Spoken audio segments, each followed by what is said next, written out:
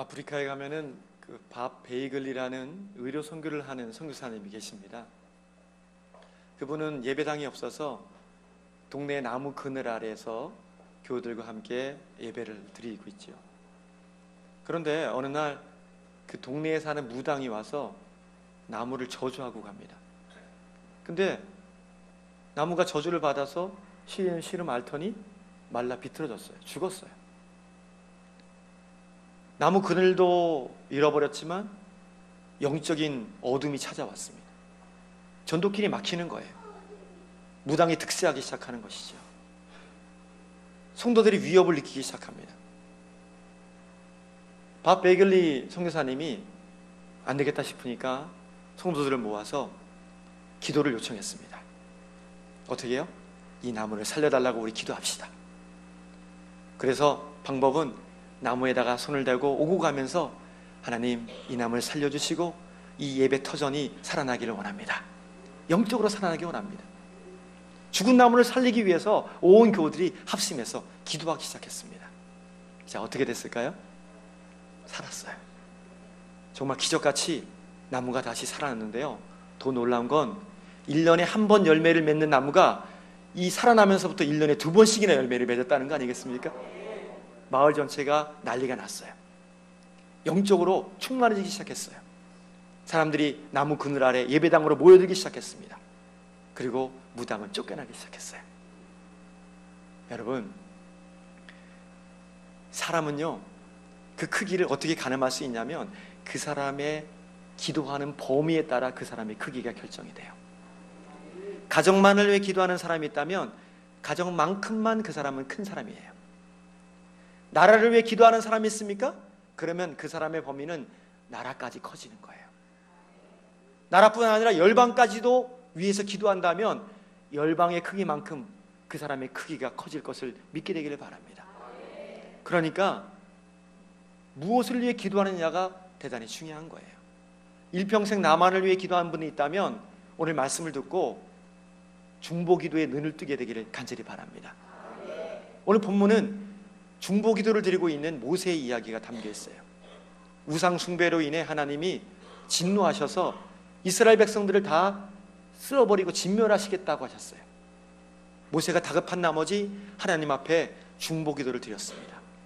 그리고 응답을 받았지요. 도대체 우리는 어떤 교회로 서야 될까요? 주신 말씀처럼 모세처럼 우리 교회도 이 시대를 끌어안을 수 있는 큰 교회, 아니 영향력이 강한 교회가 되어서 주 앞에 중보기도로 수많은 영혼을 살리게 되기를 주님의 이름으로 축원합니다. 먼저 중보기도하는 교회는요, 제일 먼저 국률의 마음을 가진 교회입니다. 한번 따라해 볼까요? 시작. 한 번 더 시작. 국률의 마음을 가진 교회. 본문 11절부터 12절 말씀까지를 함께 보겠습니다. 11절과 12절 말씀입니다. 시작. 모세가 그 하나님 여호와께 구하여 가로되 여호와여 어찌하여 애굽 땅에서 인도하여 내신 주의 백성에게 진노하시나이까? 어찌하여 애굽 사람으로 이르기를 여호와가 화를 내려 그 백성을 산에서 죽이고 지면에서 진멸하려고 인도하여 내었다 하게 하려 하시나이까? 주의 맹렬한 노를 그치시고 뜻을 돌이키사 주의 백성에게 이 화를 내리지 마옵소서. 아멘. 우리에게 국률의 마음이 있습니까? 요즘 나에게 국률의 마음이 있는가를 한번 돌아봤으면 좋겠어요. 국률의 마음은요, 불쌍히 여기는 마음이에요. 국률의 마음은 애타는 사랑의 심정을 말합니다. 그 사람이 아파할 때 함께 아파하는 거예요. 그 사람이 울어줄 때 옆에 가서 함께 울어주는 게 그게 국률의 마음입니다. 그래서 국률의 마음을 갖게 되면요, 자연스럽게 남을 위해서 기도할 수밖에 없는 겁니다. 국률의 마음을 가진 사람들은 기도의 중보의 불이 붙어지는 사람들이죠. 모세는 성경에 보니까 국률의 마음이 아주 많은 사람이었습니다. 그 예가 오늘 본문인데요, 오늘 본문의 배경이 되는 말씀은 이렇습니다. 이스라엘 백성들이 시내산 밑에서 천막을 치고 이제 모세를 기다립니다. 모세는 하나님과 대면하기 위해 시내산에 올라갔어요. 십계명의 두 돌판을 받기 위해 시내산에 올라갔는데 40일 동안 모세가 있었거든요. 그런데 20일이 지나고 30일이 지나도 모세가 안 내려오는 거예요. 불안을 느꼈어요. 이러다가 모세가 죽은 건 아닌가? 그래서 아론을 꼬드겨서 우리 금목걸이, 귀걸이 다 빼서 우리 신을 만듭시다. 그래서 신을 만들었는데 그게 뭐냐면 금으로 만든 금송아지였어요. 그리고는 말합니다. 이 금송아지가 우리를 애굽에서 인도해낸 신이다. 그리고는 그 송아지에게 제물을 드리고 그 송아지 앞에 불을 피워놓고 기뻐 춤추며 송아지 앞에 예배를 드리고 있는 거예요. 제사를 드리고 있는 겁니다. 이 모습을 하나님이 보시고 분노하셨어요. 자, 그리고는 뭐라고 말씀하셨는지 10절 말씀 보겠습니다. 하나님이 분노하시고 말씀하십니다. 시작.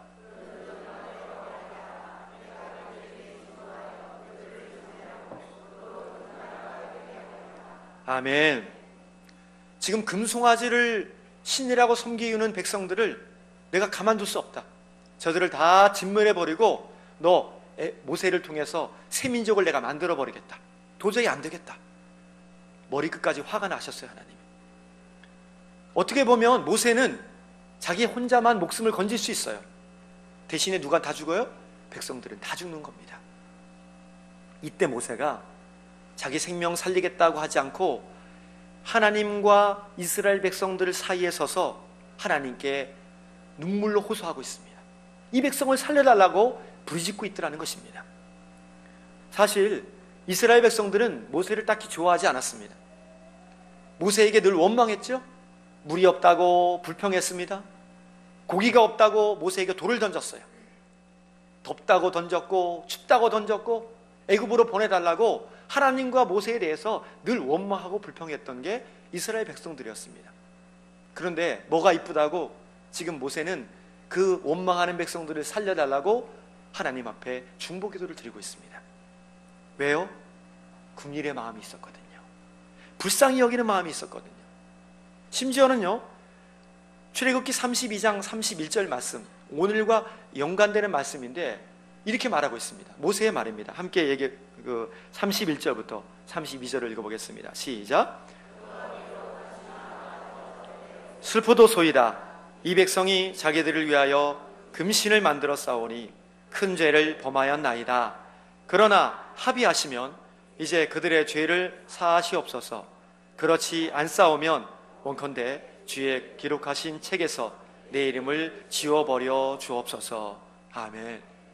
모세가 지금 자기 생명을 담보로 백성을 살려달라고 말하고 있는 거예요. 하나님, 이스라엘 백성 살리지 않으시려거든 차라리 생명책에서 제 이름을 지워버려 주세요. 자기의 영혼을 담보로 지금 하나님 앞에 백성들을 살려달라고 애타게 기도하고 있습니다. 저는 이 애타게 기도하는 모세를 보면서 누가복음 15장에 나오는 잃어버린 돌아온 탕자를 맞이하는 아버지의 마음이 생각이 나더라고요. 자, 누가복음 15장에 보면 이 두 아들이 있었는데 둘째 아들이 아버지 앞에 아버지 재산 주세요. 아버지가 좀 돌아가시지도 않았는데 재산을 달라는 거예요. 이런 배은망덕한 아들이 어디 있습니까? 아버지가 줬어요. 재산을 딱 나눠서 큰 아들도 반 주고 작은 아들도 줬습니다. 이걸 가지고는요 타국에 가서 허랑방탕한 거예요. 다 물 쓰듯이 써버리고 알거지가 됐습니다. 먹을 것이 없으니까 돼지들이 먹는 쥐염 열매로 하루하루를 먹는 거예요.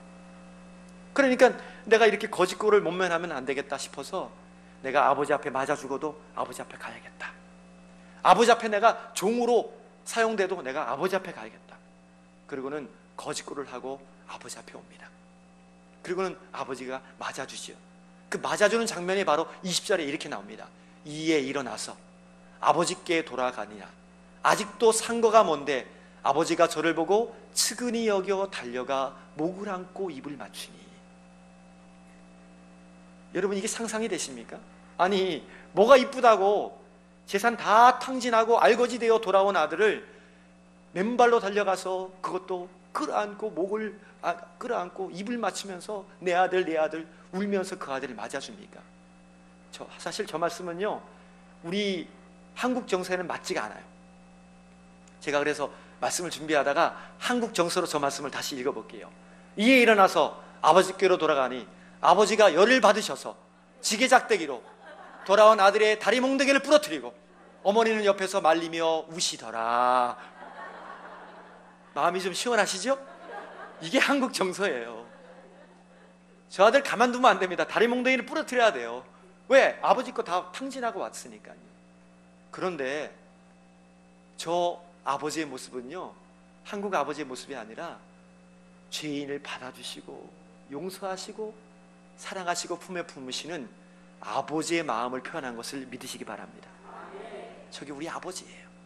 우리 하나님 아버지의 마음이에요. 그래, 용서한다, 내가 받아준다, 받아주시고 용서하시는 그 아버지 때문에 오늘 우리에게 긍휼이 있음을 믿으시기 바랍니다. 여러분, 측은히 여기는 마음, 우리 하나님은요 상한 갈 때도 꺾지 않으신대요. 꺼져가는 심지도 끄지 아니하시고 보호하시고 지켜주시는 분이에요. 그 긍휼이 있으니까 우리가 망하지 않는 거예요. 그 긍휼이 있으니까 우리가 진멸되지 않고 주 앞에 오늘도 설 수 있음을 믿으시기 바랍니다. 저는 얼마 전에, 며칠 전에 이 신문을 읽다가 정말 잔잔한 감동을 받았어요. 아, 이게 국민의 마음이구나. 9월 14일 날 목요일 날 신문이었는데요. 얼마 전에 미국의 그 텍사스 연안을 강타한 허리케인 하비가 있었어요. 아주 초강력 태풍이었습니다. 이것 때문에 이재민이요 45만 명이나 발생을 했어요. 집이고 뭐고 다 날아갔습니다. 그런데 최근에 뉴욕 타임즈에서 휴스턴에 있는 이재민들에게 가서 인터뷰를 했습니다. 허리케인 하비로 인해서 잃어버린 물건 중에 꼭 찾고 싶은 게 있으면 한번 얘기해 보세요. 한 분 한 분 인터뷰를 했죠. 어떤 분들은 태풍으로 가족 사진이 날아갔어요. 사라졌으니까 그것 좀 찾고 싶다고 얘기해요. 어떤 분은 반려견이 있는데 그 반려견의 유골함을 좀 찾고 싶다고. 여러 가지 많은 사연이 있는데요. 그 중에서 하인즈 할머니란 분이 얘기를 하는 거예요. 컵을 찾고 싶다고. 저 컵이에요. 하얀색 바탕에 빨간 줄무늬가 간 컵인데 태풍으로 깨져버려서 못 쓰게 됐어요. 근데 하인즈 할머니에게는 저 컵이 사인이 깊어요. 어머니가 유품으로 남겨두신 컵이에요. 너 가지라고. 그래서 어머니가 떠오를 때마다, 인생에 아픔이 있을 때마다, 외로울 때마다 저 컵에다가 커피 한 잔 담아서 쟁반에다가 그렇게 의자에 앉아서 커피를 마시면서 낙으로 삼았어요. 그게 낙이었어요, 이 할머니에게는. 그런데 이제는 태풍으로 저것도 깨져버렸어요. 못 먹게 생긴 거예요. 웬걸요? 이 기사가 나가면서 저 멀리 사시는 앤 담슨이라는 여자분이 아침에 모닝커피를 마시다가 신문을 읽는데 이 컵을 보고 할머니의 사연을 본 거예요. 그리고는 어떤 마음이 들었을까요? 아, 내가 저 컵을 사드리고 싶구나. 너무 안타까운 거예요. 그래서 저 컵이 원래 일제인데요. 피치 앤 폴로이드라는 그 상표인데 그 웹사이트에다가 이제 문의를 했어요. 이 컵 구할 수 있냐고. 그랬더니요, 이 컵이 1979년에 이전에 만들어진 거라 너무 오래돼서 단종된 지 이미 오래됐다는 거예요. 못 구한다는 겁니다. 낙심을 했잖아요. 어떡하나, 어떻게 구할 수 있는 방법이 없나요? 그랬더니 구할 수 있는 방법이 있대요. 경매 사이트에 들어가면 저 컵이 가끔 나온다는 거예요. 아, 그렇구나. 경매 사이트에 들어가 봤어요. 그런데 웬걸요? 경매 사이트에 저 컵이 나온 거예요. 그래서 웃돈을 주고 그 컵을 샀습니다. 그리고는 그 할머니에게 보내드렸어요. 할머니가 이 컵을 받아들고는 너무너무 기뻐하는 거예요. 세상을 다 가진 기쁨입니다. 저는 이미 포기하고 있었는데 세상에 이런 고마운 분이 어디 있습니까? 그것도 컵을 3개씩이나 보내주시다니요. 똑같은 컵을 3개씩이나 보내줬어요. 이 컵을 보내준 앤 담슨 씨가 이렇게 인터뷰를 했습니다. 맨 마지막에 제가 기사를 읽고 꼭 부서진 컵을 사드리고 싶었어요. 너무 마음이 아팠어요. 세상은 아직 따뜻하다고, 세상은 아직 살만하다고 할머니에게 말씀드리고 싶었어요. 어때요? 따뜻한 얘기잖아요. 참 마음 가는 얘기입니다. 앤 담스 씨가 가지고 있던 게 궁일의 마음이고요, 오늘 우리가 가져야 될 그 마음이 바로 궁일의 마음임을 믿으십시오. 왜 우리는 다른 사람을 위해서 선뜻 기도하지 못할까요? 왜 열방을 위해 나라가 망하고 있는데도 기도하지 못하는 걸까요? 믿음이 없어서라기보다 궁일의 사랑의 마음이 식어져서 그런 거예요. 우리 교회 다시 이 땅 이 민족을 끌어안고 궁일의 마음으로 주 앞에서 기도하고 믿음의 사람들에게, 불신영혼들에게 수많은 열매를 선물하는 큰 교회가 되기를 주님의 이름으로 축원합니다. 중보하는 교회는 어떤 교회일까요? 중보 기도하는 교회는요, 약속의 말씀을 붙잡는 교회입니다. 시작. 13절 말씀 보십시오.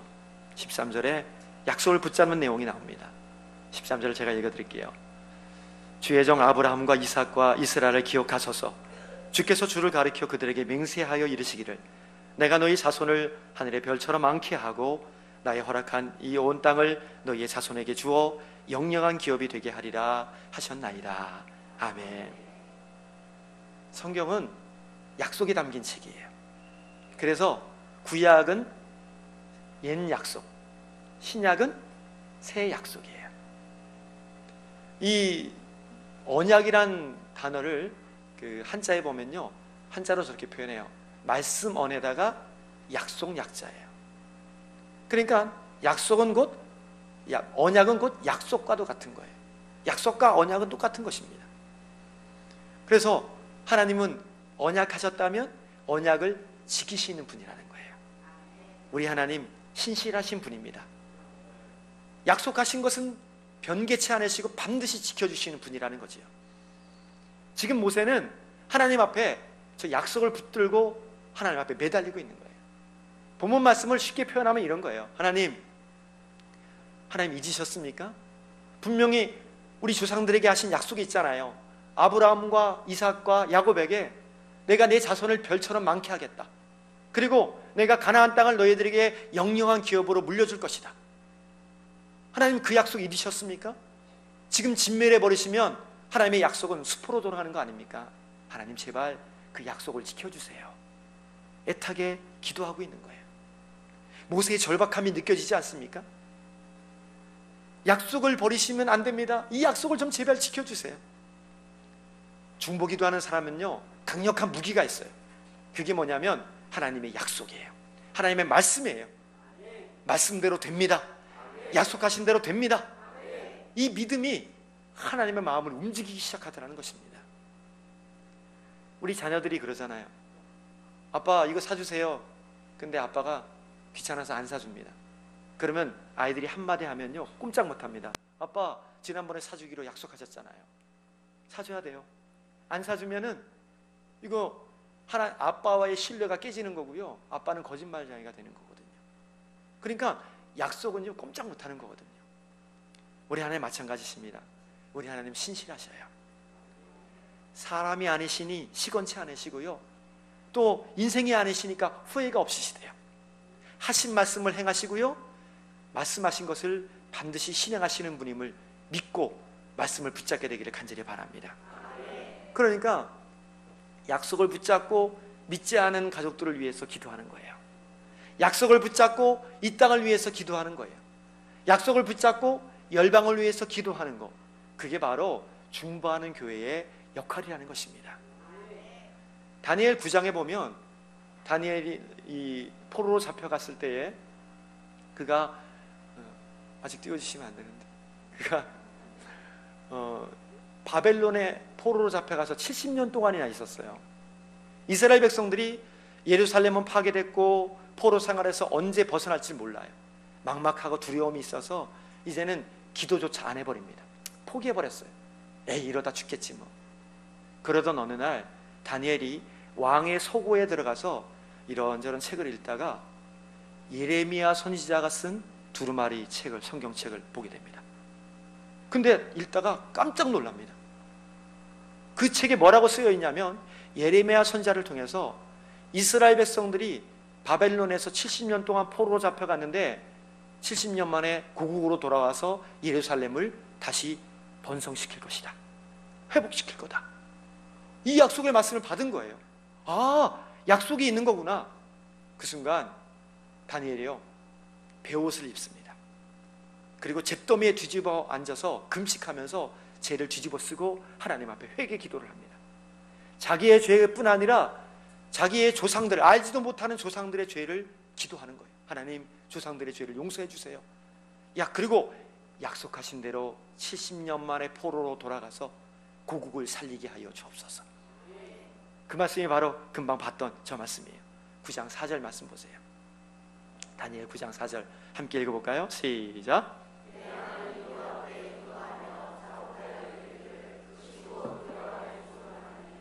주를 사랑하고 주의 계명을 지키는 자를 위하여 언약을 지키시고 그에게 인자를 베푸시기는 자시여. 아멘. 한마디로 말하면 하나님 분명히 약속하셨잖아요. 예레미야를 통해서. 그 약속 지켜주세요. 그래서 우리 백성, 이스라엘 백성 다시 해방되어 고국으로 돌아가게 해주세요. 하나님이 그 약속을 지켜주셨어요. 약속을 붙들고 중보하는 사람들은 하나님이 외면하지 않으십니다. 누군가가 약속을 붙든다면 그 가정은 살 것이고요, 그 민족도 살아날 것을 믿으시기 바랍니다. 온누리 교회의 청년대학 연합회를 총괄하시는 이상준 목사님이라는 분이 계셔요. 저분인데요, 저분이 특별한 사연이 있는 분입니다. 저분의 큰형은 IQ가 145예요. 전교 1등을 달립니다. 문제를 한 문제도 안 틀리고 1등을 달렸대요. 저분의 둘째 형은 IQ가 154래요. 천재랍니다. 그래서 집에서 공부를 하는데 50분 이상을 공부하지 않는데요. 반드시 학교처럼 50분 공부하고 10분 휴식하고, 그리고 잠이 많아가지고 고3인데도 밤 9시에 잔대요. 여러분 용기를 갖지 마세요. 이거는 끝까지 들어봐야 돼요. 고3 학생들 있으면 밤 9시에 잔대요. 근데도 불구하고 전교 10등 안에 계속 든다는 거예요. 이상준 목사님은 IQ가 2자리도 겨우 된대요. 근데 저분이 공부에 흥미가 없었을 그때에 중학교 때 수련회를 갔는데 전도사님이 현대인의 성경을 선물하면서 상준아, 너 이거 반년 만에 다 읽어라 명령을 내리셨대요. 공부도 안 하니까 뭐 시간이 많잖아요. 그러니까 성경만 계속 읽은 거예요. 읽다가 보니까 약속의 말씀이 들어오기 시작하는 거예요. 이거 나한테 주시는 말씀 같은데? 이거 나한테 약속하신 거네? 그게 막 들어오기 시작해요. 근데 그 가운데도 제일 많은 가운데 야고보서 1장 5절 말씀이 이게 눈에 확 들어오는 거예요. 너희 중에 누구든지 지혜가 부족하거든 모든 사람에게 후히 주시고 꾸짖지 아니하시는 하나님께 구하라. 그리하면 주시리라. 이게 지금 IQ 2자리 숫자가 있는 이 상준에게 주시는 말씀이에요. 그래서 이 말씀을 어떻게 할까 하다가 제일 못 풀고 있는 수학 정석 겉장에다가 그 말씀을 썼대요. 딱 쓰고는 수학 문제가 풀리지 않을 때마다 그 말씀을 다시 읽어보는 거예요. 말씀이 또 수학 문제가 풀리지 않으면 또 그 말씀을 또 읽고 또 읽고 또 읽고 하다 보니까 수학 문제가 술술술 풀리더라는 거예요. 고3 때 반짝 공부했는데요, 4년제 대학을 들어갔어요. 그것도 어렵다는 영문과를 들어갔습니다. 그리고 4년 장학생을 되었어요. 미국에 교환학생으로 갔습니다. 지금 책을 15권이나 썼어요. 영어 번역도 했고요, 자기가 집필로 하기도 했습니다. 여러분, 왜 이런 일이 있을까요? 이유는 한 가지, 약속의 말씀을 붙들었으니까. 하나님은 약속하신 것을 그대로 이루어 주십니다. 그 약속의 말씀을 믿는다면 붙들고 구하십시오. 하나님 우리 가정에 약속하셨잖아요. 내 인생 가운데 약속하셨잖아요. 내 가운데 주신다고 그러셨잖아요. 그 약속을 이루어 주세요. 이 약속의 말씀 붙잡고 불신 영혼도 살리고 우리 가정도 살리고 우리 아이들도 살리고 죽어가는 이 나라도 살리는 말씀 붙잡고 기도하는 우리 세계비전교회가 되기를 간절히 바랍니다. 끝으로 중보하는 교회는 어떤 교회일까요? 중보하는 교회는요, 아버지의 마음을 가진 교회입니다. 한번 따라할까요? 시작. 본문 말씀입니다. 14절 말씀. 14절 마지막으로 함께 읽겠습니다. 시작. 여호와께서 뜻을 돌이키사 말씀하신 화를 그 백성에게 내리지 아니하시니라. 아멘. 하나님이 모세의 기도를 들으시고 응답하셨어요. 화를 내리지 않으셨대요. 뜻을 돌이키셨대요. 성경에 보면 하나님이 뜻을 돌이키셨다는 얘기는요, 여기밖에 안 나와요. 그만큼 중보기도가 강력한 힘이 있는 기도라는 것입니다. 중보기도야말로 아버지의 마음에 맞는 기도거든요. 우리 하나님이 뭘 원하시는지 아는 기도가야말로 중보적 기도거든요. 그러니까 아버지의 마음을 아는 사람들은요, 중보기도할 수밖에 없는 거예요. 눈물 흘릴 수밖에 없는 거예요. 왜? 아버지의 본심을 아니까. 하나님의 본심은 죽이고 멸망하고 깨뜨리는 게 아니에요. 진멸하는 게 아니에요. 아버지의 본심은 사랑해주고 덮어주고 용서해주고 감싸주는 것임을 믿으시기 바랍니다. 그래서 요한복음 3장 17절 말씀에 보니까 아버지의 마음이 이렇게 표현하고 있어요. 하나님이 그 아들을 세상에 보내신 것은 세상을 심판하려 하심이 아니고 저로 말미암아 세상이 구원을 받기에 하려 하심이라 라고 말씀하고 계십니다. 이게 아버지의 마음이에요. 그 아버지의 본심을 알면요, 다 망하는 것 같아도 기도할 수 있는 거예요. 눈물로 품에 안을 수 있는 것입니다. 세계적인 중보 기도자라고 할 수 있는 신디 제이콥스라는 분이 있어요. 이분이 아주 유명한 중보꾼인데 어느 날 어느 가정에 방문을 했는데요, 지하실 기도실로 내려가 보니까 어떤 자매가 기도하는 곳이에요. 그런데 이런 판 위에다가 상자가 있어요. 그래서 판 위에 이게 무슨 판입니까? 물어봤더니 제가 기도하는 판 위입니다. 그 판 위에서 기도한대요. 그러면 상자를 보니까는 이 상자는 뭡니까? 그랬더니 제가 기도해 주는 분들입니다. 그래요. 근데 보니까 사진이 엄청 많아요. 아니, 이 많은 분들을 다 알고 계십니까? 그랬더니 아니요, 다 몰라요. 근데 어떻게 기도하십니까? 그랬더니 이를 사랑하는 분들이 이 사람을 좀 위해 기도해 주세요, 이 사람을 위해 기도해 주세요 얼굴을 가지고 왔다는 거예요. 그래서 저는 그분을 위해서 하나님이 그만해라 라고 할 때까지 계속 기도한다는 거예요.